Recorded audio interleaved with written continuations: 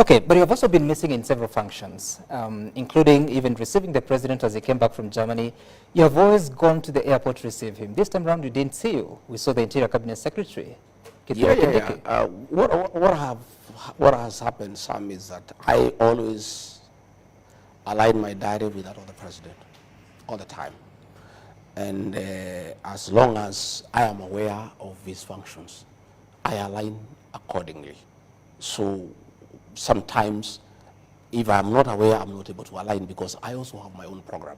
What does that mean? You were not aware he's coming back? I was not aware of the time. Okay, so what has happened is that I think 2 days, I think about a week ago. Okay. I think about a week ago, we have a diary for the president, where I am there, my private secretary is there, my chief of staff is there, and all his issues are there. So we align. I think about a week ago, we were removed from that diary, you know. So we are not able to follow exactly what is going on. So we are not able to align. But when we are informed of what is happening, like yesterday when I was in, I went to Lamu. Yeah. For the funeral of the deputy governor of Lamu. Yep.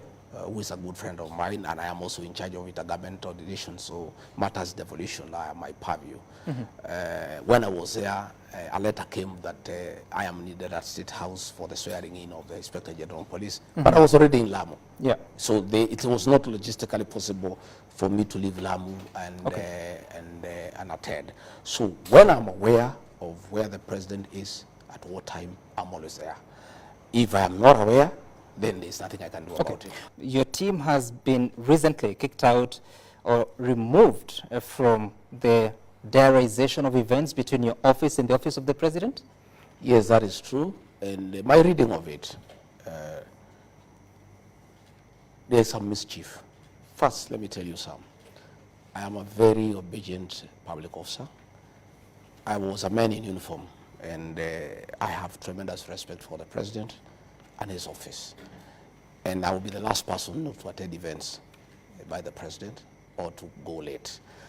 And from the way I read it, there is some mischief to remove me from the diary, from the page where the diary is, so that once I don't attend presidential events, it can be purported that I am absconding duty. You know, and I hear that is one of the grounds they wanted to look for impeachment, you know, so that they say regarding Gachagua does not attend presidential functions. Or again, sometimes they want me to get late so that it appears like I'm disrespectful. I want to ask the people who work around the presidency not to create conflict between the president and myself. I'm the Deputy President of the Republic of Kenya, elected by the people. And I am the principal assistant of the president. It is only right and fair that I have access to the presidential diary so that I align my diary with his diary because he's the boss. But if I'm in the dark and I don't know what is happening, I am not an angel to know exactly where the president will be at what time, then it's not right. So if Kenyans don't see me in a presidential function, I want to tell them today it's because I am not aware of the function. And the function they see me in is the one I have been invited. But previously, I had access to the diary, and without even talking to the president or even to the controller, I would align my diary with his, because his takes precedence over mine because he's the boss. You know? Now, it becomes very difficult for me even now to work on my diary because I don't know what the president has. So it has really even made my work very complicated because I am just there not knowing what the president has. So I am not able to arrange my events, you know, going forward. But what I'll do, I'll talk to the president at the right time, and I'll see what is the problem. Okay. I don't think the president, in my view, would be petty to ask anybody to remove from the diary. I think it's just some handlers around the presidency who want just to create mischief, to portray me as somebody who is disrespectful, and to portray me as somebody who is absconding duty. I am a workaholic, and everybody knows, including the president. I'm available for duty. I am available to assist the president 24/7. Right. But work needs to be made, straight so that we are able to work properly, so that I align my diary with his, and I'm able to assist him as it is supposed to be. All right. Who is the custodian of that diary? There is a page with everybody there. There's head of public service, there's the president himself, there is a controller of state house, there's a deputy chief of staff, there was me, there was my chief of staff, there was my private secretary, there are security people, the people really who handle the president and myself were in that page. And we even share. What do you mean with the page? No, they are the ones who handle the president's issues, his movement, hospitality people, security people on that page. Yep. So that once his activities are known, everybody aligns automatically, and there has been a lot of efficiency because you have the information so that you are able to plan, you are able to coordinate. If you are flying, you know, you are going by chopper, you prepare. If you are going by road, you know. But when you don't have that information, then it becomes extremely difficult for my office to align with the president's office. Help Kenyans understand. So this diary, is it a physical book? It's a WhatsApp group. It's a WhatsApp group. WhatsApp group. It's every day, things now are good with this digital space. It's a WhatsApp group, and it's updated as you go on. And the president updates it sometimes himself, the controller does, and we all keep on aligning. So sometimes he'll have a program, he'll move it from this day to that day. I get into my diary and change mine and align with his. You understand? So your team is no longer in that? No, I myself, I was removed. My private secretary was removed. My chief of staff was removed. So we have no access to the president's diary. Who removed you? The private secretary to the president. Who's that? Yeah, he's called Mayo. I will show you. I was looking for my phone. I wanted to show you. He removed me. So once we are not there, then we don't know what's going on. So let nobody, let no Kenyan, and let those people in State House who are trying to say that I don't attend meetings, let them return me in the page so that I know what the president is doing, where he is going, what time, so that I'm able to align and give him support, as I've always been doing. But I cannot do it when I don't have access to that information. Does the president know you're no longer in the WhatsApp group? I don't know. I've not asked him. You haven't? No. And it's been how long? You said a week? I think it's about a week.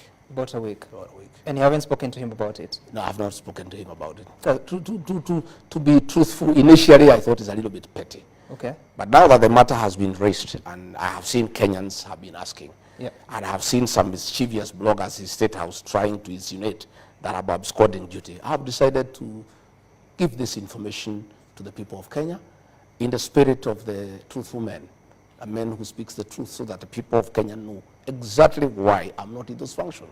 I think I owe Kenyans the truth. Because again, as I told you, Sam, I'm employed by the people of Kenya. They need to know why is the deputy president whom they elected not alongside the president in the functions. I think we owe that information to the people of Kenya. And do you know why you would be removed? I don't know. But I have told you, they are mischievous people around the president. Why are they mischievous against you, deputy president? Well, I don't know. How do you explain mischief? People have many motives.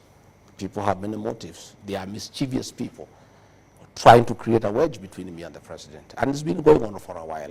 And I take it in stride myself, because I'm also an elder, and I'm also an officer, who is well trained. I was trained in paramilitary. I have tremendous capacity for perseverance and endurance. I'm able to take a lot of flack, just quiet, and taking it in good tiding, because I am quite mature in my leadership, in my approach to life. And many, many petty things, I have ignored them, because I sometimes I don't want to become petty. So there are many characters around there. You remember, Sam, when the king was here in State House, the King Charles the Third.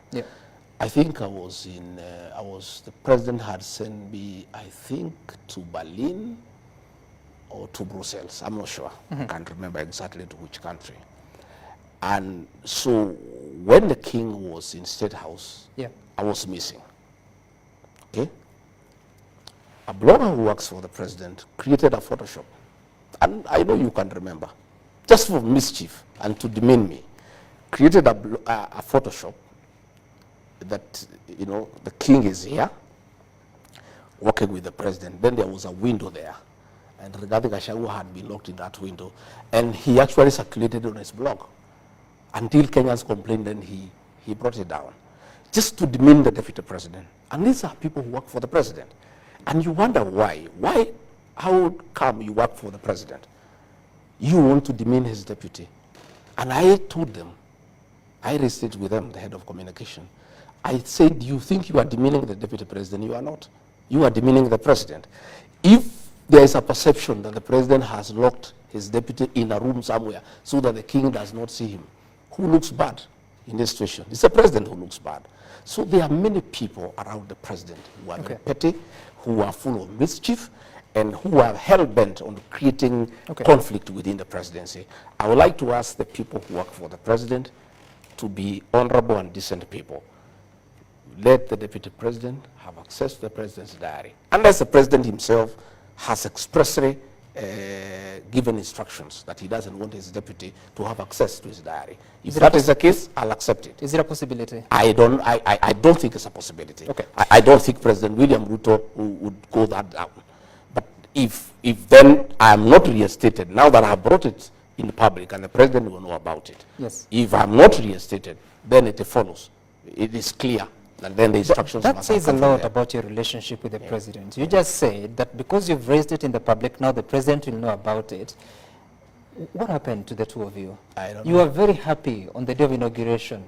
In the weeks before the election, you were very happy moving around the country. Know. Looking at it, I am not a mystical person. I am a Christian and a very true believer.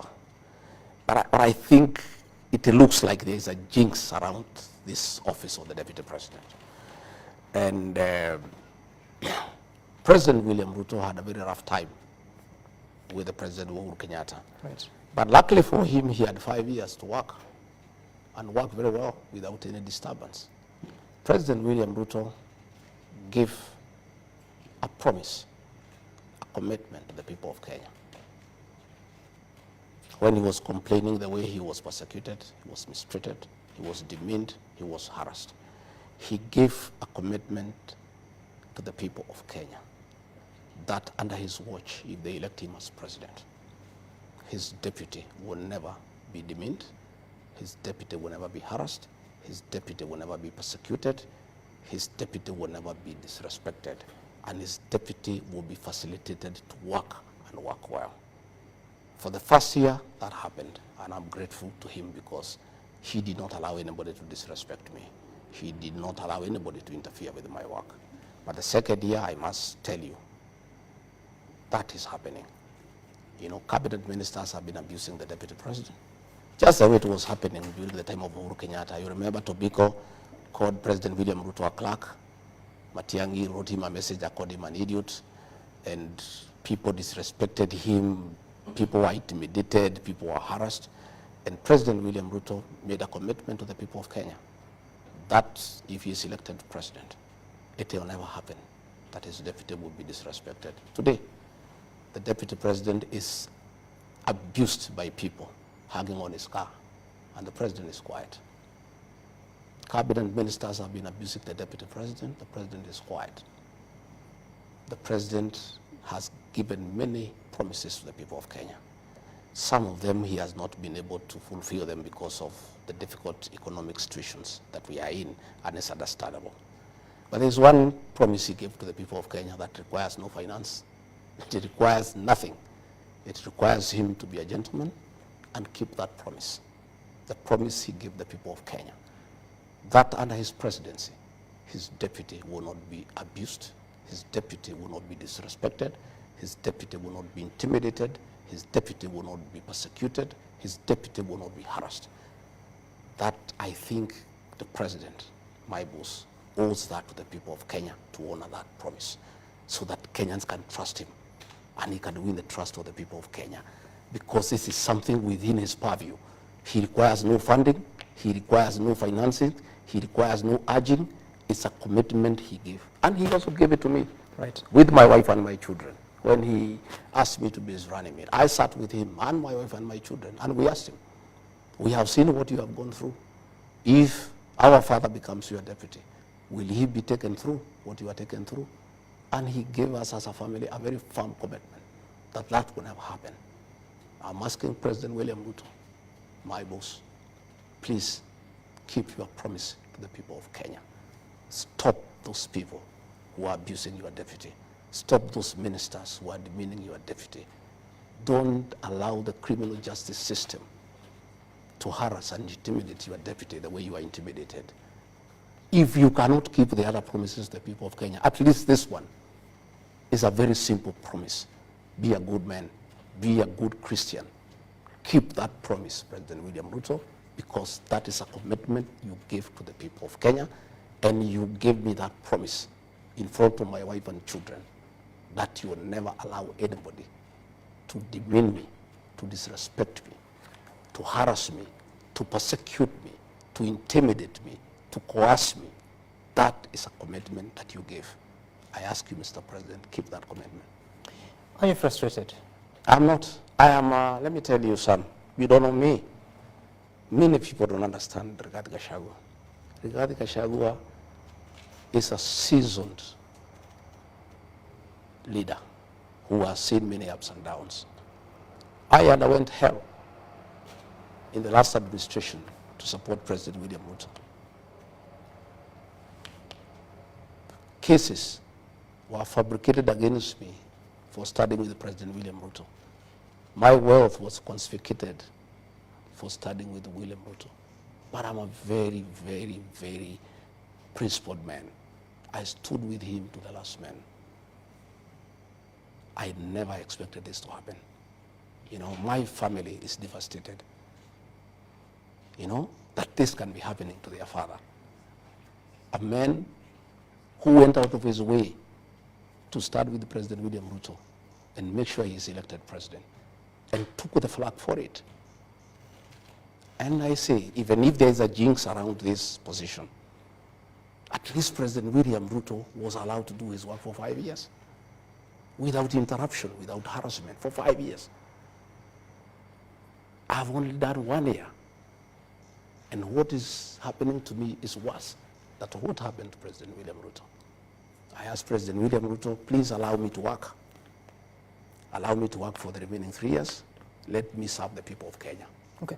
Let me serve the people of Kenya and keep your promise. Keep your promise, Mr. President, so that you can win the trust of the people of Kenya as an honest person, as a person who keeps his promise. What is happening is not right. It doesn't augur well, and it has, to a great extent, eroded the trust of the people of Kenya in your leadership. Please, Mr. President, I am here willing to work, to serve you with the dedication, to serve the people of Kenya, to support you the way I've always done, to undertake whatever responsibilities that you assign me. But let the insults in your presence stop. Let people not hold night meetings. Let this money that is being used for these meetings assist us to pay pending bills, Mr. President. People are suffering. Resources are being mobilized to do politics, to divide the people of Mount Kenya region, to fight the deputy president. When Kenyans are suffering, when we are collecting taxes from people and we are saying we don't have enough, how come millions of shillings are being mobilized across the country to fight your deputy president, to undermine his work, to divide the people of Mount Kenya region for political purposes? I think this is the lowest moment of our administration, but I am hopeful that this can be corrected and all of us can go back to work and the people of Kenya can be given an opportunity to enjoy the fruits of their vote to the president and I. Right, and I'm sure the president will get your message. Now, what was your role in the formation of the broad-based government? My role was very simple, agreeing to the proposal by the president. President William Ruto sat me down and told me that he had made a decision that he needed to bring in other people so that we stabilize government. and we bring everybody, and we make everybody feel part of Kenya, and I was agreeable. And I told the president, if that is the intention, and to make our country move forward, improve the lives of our people, I'm agreeable. And I accepted 100%, and I support the broad-based government. I support the decision by the president. I embrace the people who joined us, and I am working well with them, and will continue working with them. What causes confusion is many people asking me, how is it that the president called for broad-based government to bring in everybody so that we have one cohesive country, so that everybody is part of it, yet people are planning to remove others? How does it work? Right. That we have brought in ODM people to come and join us, yeah? And then we are saying, now that we have brought these ones, now we have the numbers to chase this one. Then the whole thing would not have been very genuine. If that is the case, it doesn't look then genuine, because I am told they are saying they didn't have the numbers to remove Gachagua. Now that Raila Odinga has come on board, they can use his members of parliament to join and kick Gachagua out. Then that would defeat the purpose of the broad-based government. But from what the president told me, and I believed him, is that we are bringing these people so that we have one country that is cohesive, and we carry everybody along. And it made sense to me. Do you still and believe I'm still persuaded that is the way to go. Okay. But from what I am hearing from these characters, for the meetings that they hold, and there are people very close to the president, is that the purpose of the broad-based government was to get numbers so that they can get the numbers from ODM, join the ones from Kenya Kwanza to chase Gachagua away. If that was the intention of the broad-based government, then that would have been the deception of the highest order. And I don't think people would ever forgive the president if that was the intention. Deputy You know, President, and I don't think, yeah. from what he has explained to me, and I'm persuaded that he meant well for the country, and I'm in support of the whole thing.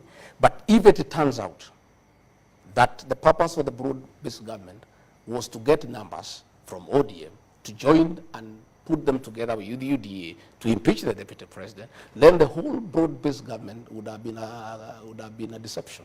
It would have been a con. Have you seen the formal agreement between the president and Raila Odinga? No, I trust the president, and many times, and many people accuse me of being a bit reckless. I am a very trusting person, because when you are trusting, you trust others. The president gave me his word, and I was happy. And if there was any written agreement, I'm not aware of it. Mm-hmm. I took his word that we need to bring these people so that we work together to make our country move forward. By the way, Sam, so trusting is regarding Gachagua and his people from the Mt.kenya region, that in the whole of this matrix, we are the only people without a written agreement with President William Ruto. We just agreed as gentlemen. I can tell you, when Musalia Mudavadi came to join President William Ruto, they have an MOU. With Moses Wetangula, they have an MOU. Jefferson Kingi, they have an MOU. Alfred Mutua, they have an MOU. Everybody wrote an MOU with President William Ruto. I and the people of the mountain, because we are very trusting people, we trusted President William Ruto, and we agreed to move in one party. We did not even form our own party to bargain with or to negotiate with him. We accepted him because we believed and trusted him. And we moved together on trust. Mm-hmm. And what we agreed is what we are proceeding on. So I have never asked the president for any written document or anything. I always take his word for it, because I'm trusting, so I also trust. Do you regret that decision?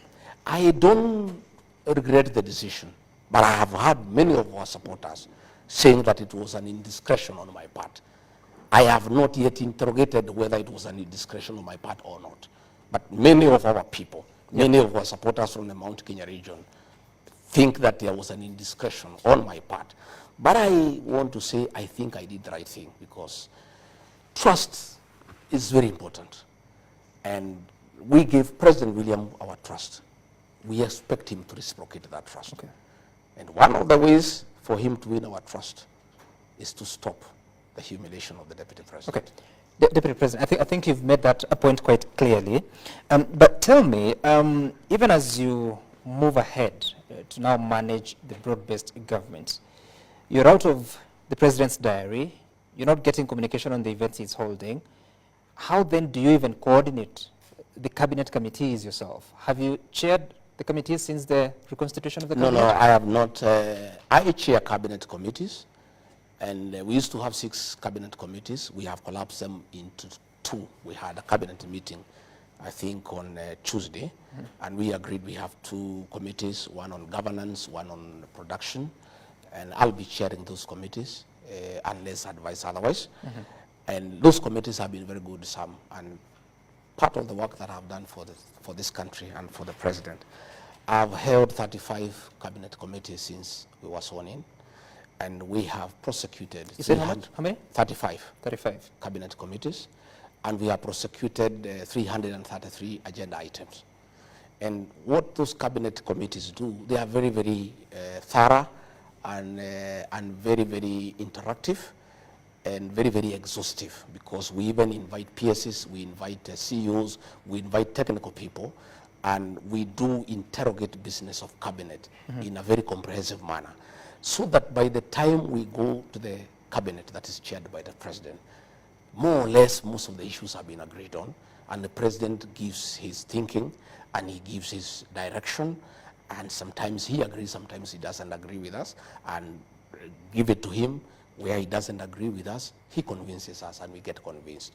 And the president, in my view, did very well to set up the cabinet committees, because the president should be a consumer of finance, because he's a very, very busy person. And the kind of work we do here in cabinet committees, sometimes 6 to 7 hours, will be a bit heavy for the president because of his duties. So what is the reason of so we collapsing? continue, Yeah. and those cabinet committees have worked very well. Okay. And I am very, very, very clear that we'll continue to have the cabinet committees. Right. And we'll be able to look at the CAB memos that have come, and we'll be able to proceed to the cabinet for the final approval. If they were that effective, why are they being reduced from 6 to 2? No, what happened is that there were 6, and then we were having issues of quorum. And sometimes one member would appear in 3, 4 committees. So it was becoming logistically a nightmare, that this committee is meeting, then you have to go, you have to come back. And I think we agreed in cabinet, and it's a good decision. We reduced them into 2, one to do with governance, it has 11 ministries, the other one to do with production, it has 11 ministries. And I think it will work very well. Okay. And we'll have the first cabinet committee, I think, next week, and we'll be able to process all the agendas that are before us so that we can proceed to the cabinet. You promised the people, or rather, during the campaigns you used to say that when Raila Odinga came to the government, under the handshake arrangement with President Uhuru Kenyatta, that's when you lost the Jubilee government of second term. And you said you'd never allow Raila Odinga into your government. Now it appears he has quite a hand in it. Yeah. Is that a deal breaker for you? Well, I look at it differently. Only a fool doesn't change his mind. We had President Uhuru Kenyatta, our 4th president, brought Raila to government and asked us to support Raila Odinga, which we, the people from the Mt.kenya region, were very unhappy about. And we disagreed with President Uhuru Kenyatta, and President William Ruto persuaded us that Raila is the one who has caused problems in government. He persuaded us, and he's a very persuasive leader, and we were persuaded. President William Ruto persuaded us that if we allow Raila Odinga to become president, this country will not move forward. And as a result, we disagreed with President Uhuru Kenyatta and rejected Raila Odinga and gave our vote to President William Ruto. So when we came into office, it was my agreement with President William Ruto that we will not allow Raila into government. But along the way, my boss, President William Ruto, changed his mind. And he is a boss. And in this situation, Sam, we are not in a co-presidency. I'm just a principal assistant to the president. What he says is what carries the day, and I don't argue with him. I may have reservations, and I raise it with them. He persuades me many times. Other times he overrules me. And when I realized that he started having a relationship with Raila Odinga, I slowly gave way, because the boss is always right, you know, and that is why many people say, oh, regarding Gachagua, he had said he has put traps in State House so that Raila Odinga has not come. Yeah, that was my agreement with President William Ruto. But that is not my house. The minute I realize they are meeting, they are interacting, I'm also not a stupid person. And I don't have to be told, you know, in black and white.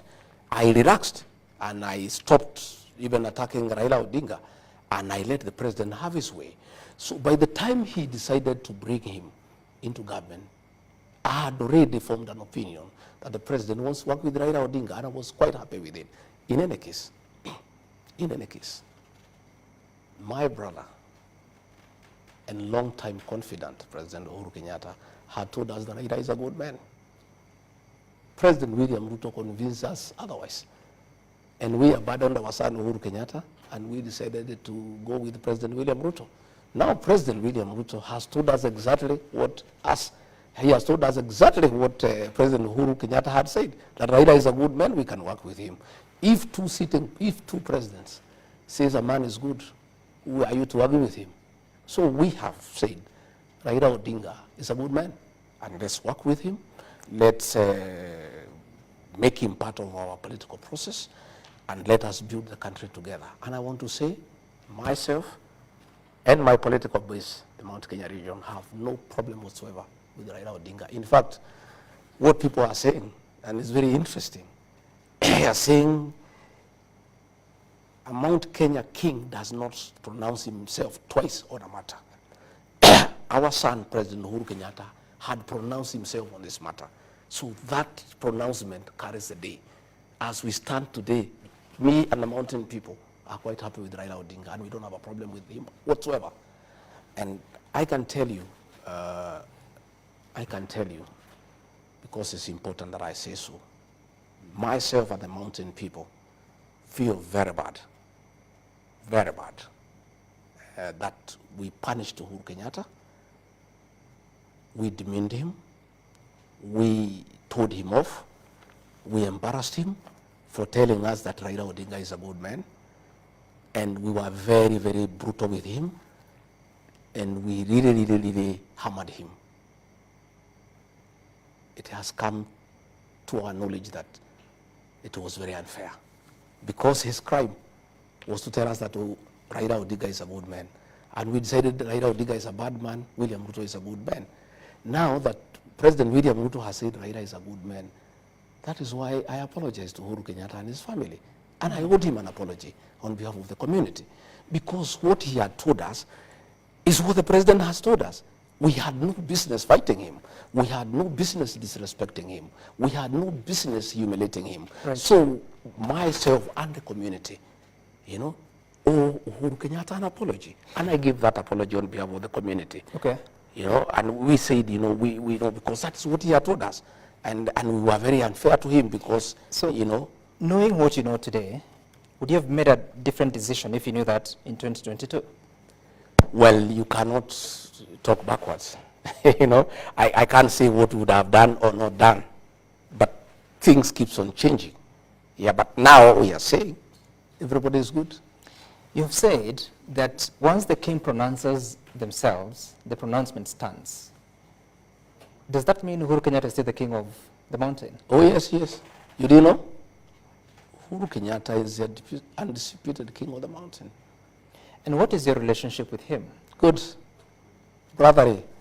When did you do that? Oh, we talk. You know what happens with our community? We are a very interesting community. We don't fight.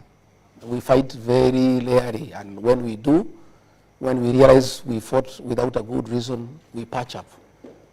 So what was that? Oh, yeah, how many months ago? Which month? Which year? We've been, when we realized we made a mistake, I'm the one who made the first move of reaching out and apologizing, because really we were unfair to Uhuru Kenyatta. You know, we were very, very unfair. You know, sometime I really feel very bad that I was so brutal on a man who was my great friend, my confidant, my brother, my kinsman. I was so brutal on him. And his crime was only one, saying Raila is a good man. And then the man I said we don't want Raila Odinga, we want William Ruto. Then he comes and says the same thing. I felt very stupid, you know. In fact, another day, a very senior person abused me at the airport and called me stupid 5 times. And I looked at it, I was very bitter, but I looked at it later at night, and I thought probably he was right. I think I was stupid to fight my own brother, my kinsman, my confidant, for no good reason, for saying another person is a good man.